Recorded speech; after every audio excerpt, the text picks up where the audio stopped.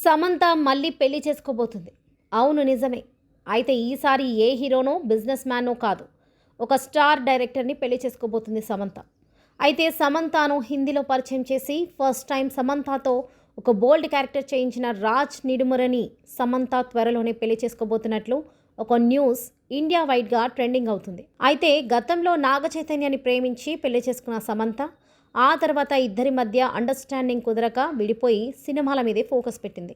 కానీ Samantha family man సిరీస్లో బోల్డ్గా నటించడం వల్ల నాగ చైతన్యతో గొడవై విడాకులు తీసుకున్నారని అప్పట్లో ఒక న్యూస్ హల్చల్ చేయగా చాలామంది అదే నిజమని ఇప్పటికీ నమ్ముతారు.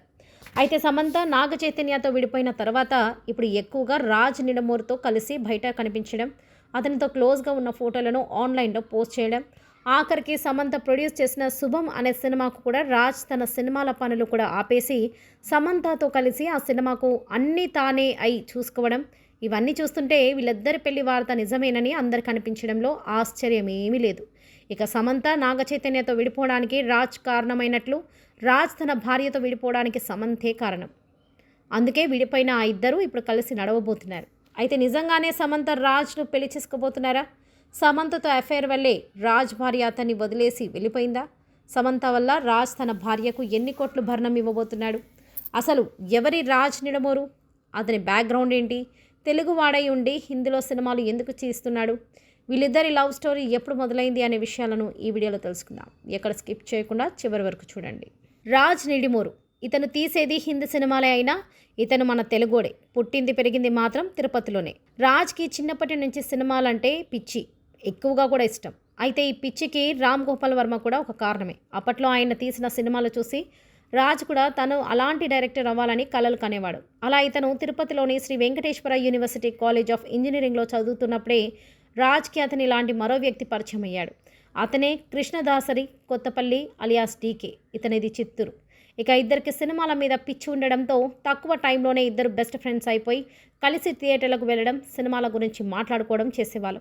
అలా 4 ఏళ్ళు తిరుపతిలో గ్రాడ్యుయేషన్ పూర్తి చేసి పై చదువుల కోసం అమెరికా వెళ్ళి అక్కడ సాఫ్ట్వేర్ జాబ్స్ చేస్తూ సెటిల్ అయ్యారు. అయితే అమెరికాకు వెళ్ళాక వీళ్లకు సినిమా మీద ఉన్న ఇష్టం మరింత పెరిగింది. దాంతో టైం దొరికినప్పుడల్లా కెమెరాతో వీడియోలు తీసి చూసుకునేవారు. అలా సినిమాలకు సంబంధించిన ఎన్నో పుస్తకాలు కూడా చదివారు.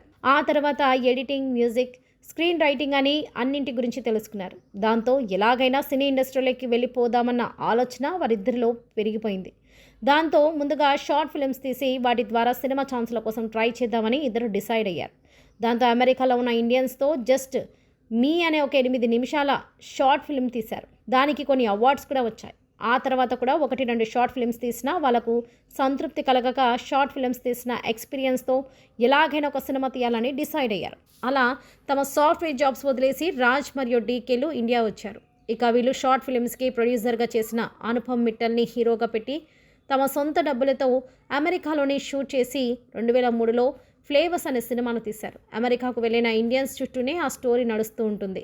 అయితే ఎన్నో కష్టాలు పడి తమ మొదటి సినిమా తీసిన రాజ్ డీకేలకు మొదటి సినిమా నిరాశ మిగిలిచింది. అయినా సరే వీళ్ళిద్దరూ ధైర్యం కోల్పోకుండా ఒక ప్రొడ్యూసర్ని పట్టుకొని తమ మొదటి సినిమా హీరోతోనే 2009లో 99 అనే సినిమా తీశారు. అయితే సినిమాకు కూడా మంచి రివ్యూస్ వచ్చాయి, కానీ అంతగా ఆడలేదు. ఆ తర్వాత 2010లో ఇంకోసారి అనే తెలుగు సినిమాకు కూడా రైటర్గా పనిచేశారు. ఇక వీళ్ళు రైటర్స్గా పనిచేసిన మొదటి ఆఖరి తెలుగు సినిమా కూడా ఇదే.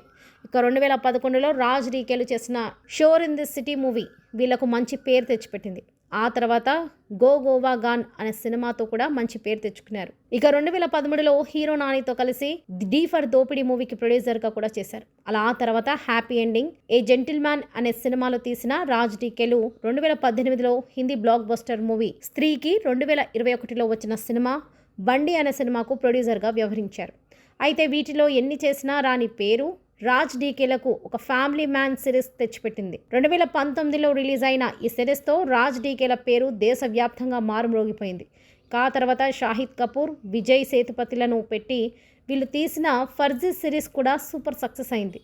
వీటితో పాటు దుల్కర్ సల్మాన్తో గన్స్ అండ్ గులాబ్స్, వరుణ్ ధావన్, సమంతాలతో సిటాటిల్ హనీ బన్నీ అనే సిరీస్ చేశారు. ఇప్పుడు ప్రస్తుతం ఫ్యామిలీ మ్యాన్ సీజన్ 3 షూటింగ్లో వీళ్ళు బిజీగా ఉన్నారు. ఇక ఫ్యామిలీ మ్యాన్ సీజన్ 2 టైంలోనే రాజ్కి సమంతతో బాగా పరిచయం పెరిగింది. అయితే దీనికి సంబంధించిన స్టోరీని విన్న నాగ చైతన్య అండ్ అక్కినేని ఫ్యామిలీ సిరీస్లో సమంత చాలా బోల్డ్గా యాక్ట్ చేయాల్సి వస్తుందని, సమంతను ఆ సిరీస్లో యాక్ట్ చేయొద్దని చెప్పినట్టుగా సమాచారం. అయితే ఈ సిరీస్ చేస్తే తనకి ఇండియా వైడ్గా మంచి పేరు వస్తుందని సమంత ఎవరి మాట వినకుండా ఆ షూటింగ్కి వెళ్ళింది. దాంతో ఈ కారణంగానే సమంతకు నాగ చైతన్యతో గొడవలు వచ్చి వాటి వల్లే ఇద్దరు విడాకులు తీసుకున్నారని అప్పట్లో ఒక న్యూస్ వైరల్ అయింది.